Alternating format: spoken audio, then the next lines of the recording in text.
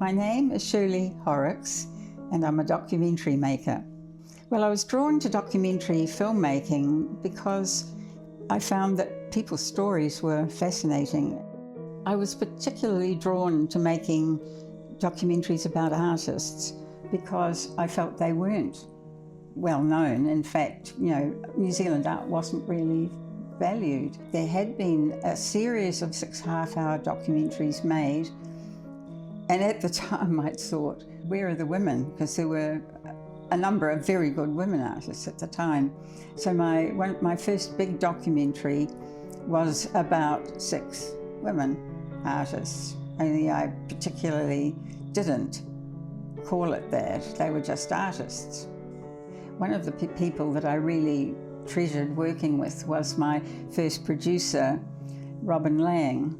Later I went on and produced and directed myself, but when I started, Robin was the producer on my first big documentary, which was shot on film.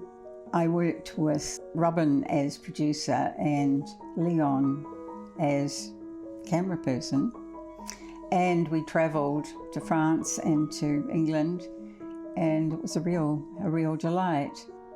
Leon Nabi shot about 10 of my documentaries. I was so fortunate because I consider him one of New Zealand's greatest camera people. I think Leon and I worked well together because he is such a professional and he's also kind. He's a gentle person with integrity and beautiful values, and it's just a joy to work with somebody like that. Although I must say, other cameramen I've worked with, I've really enjoyed, and in their own way, they're very good in their own way. I learned a lot from Leon. I remember when I first started and I was working with this great cameraman, I was a bit tentative about telling him what I wanted, and he would say, "Tell me where you want me to put the camera." So I did. And that's how it started. I've been very fortunate in that the people I've made documentaries about all have a certain charisma. Well, I suppose that's partly what's drawn me to them in the first place. And whether they're artists or whether they're scientists, and I've made 3 science documentaries now, I find that getting to know the character and also talking about the life of the character in the documentary helps people to understand where they're coming from and how their work evolved.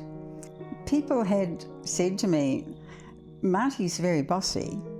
How do you think it's going to go when you try and make a documentary?" But Marty was a professional, and she recognised me as another professional, and we worked together very, very well indeed, and she didn't ever try and tell me what to do. And we travelled to London to follow where she had actually grown up, which was quite a sad story, and it was very emotional for Marty. But she got on very well with the crew and me, and she was delighted with the film. I met Marty because I had made a documentary about Alan Curnow, and I wanted a photograph for the cover of it was video then. So I went to pick it up, and she handed it to me at the door. And her husband called out from back somewhere, invite her in. And they said, "Well, Marty's got a huge retrospective exhibition at the Art Gallery soon, and you must come to that." She wasn't that well known at that time.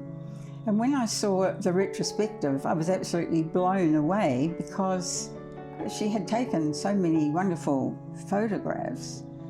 Iconic photographs. And they were certainly iconic.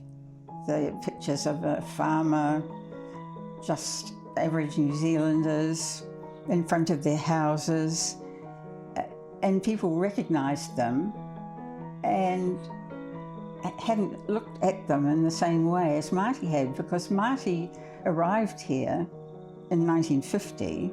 It was very conservative, and she was struck by how few people there were and how backward it seemed. I mean, she had a view of New Zealand that people hadn't seen before. Everyone knows Marty's famous photo of sheep. And Marty said, sheep, when you approach them, they'll part and they'll run away. But she said, those sheep posed for me. They looked straight at the camera. Well, when I was making the documentary, I got some home movies from Marty and Gerard, and there was very little of Marty. Gerard took mainly shots of scenery. But at the end of a reel, there was about 5 seconds of Marty actually shooting that flock of sheep. So I couldn't believe that we had that, but there was so little of it. Today, with the means of telling stories so easily available, and people are taking films on their phones all the time, that I think what I hope young filmmakers might take out of documentaries such as mine and others, that a story needs to be focused. There needs to be an idea that carries through. But I think that it's easy to lose sight of the fact that there's a craft in making a documentary. I've been making them since 1979, which is a long, long time to make them, and it's become second nature to me. I just hope that the craft isn't lost.